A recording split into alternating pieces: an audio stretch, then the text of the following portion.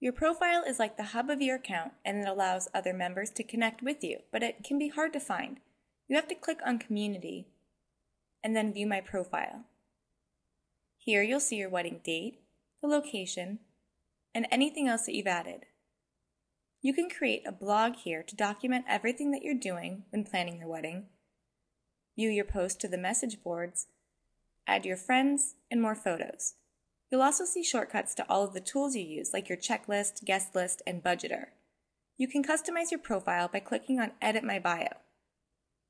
Then choose a theme background,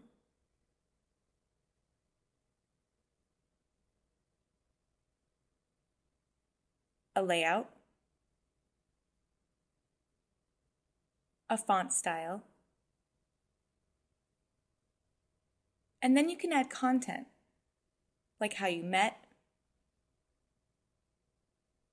You can add photos for things like what you want your dream wedding to look like, and then add your photos here.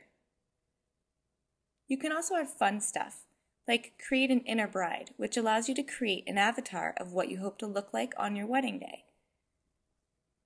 It's fully customizable, and you can get the code at the end and paste it on your own Blogger website or just share it on the Knot community. You can also create a ticker that counts down to your wedding day. Again, just choose the design that you like best. And you can share this as well on your own Blogger website or in the Knot community.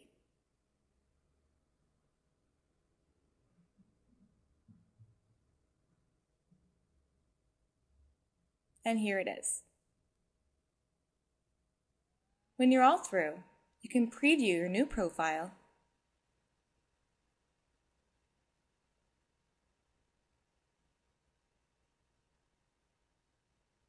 and publish it. Now, when other people view your profile, they'll know more about you. You can see what others will see by clicking on View Public Profile.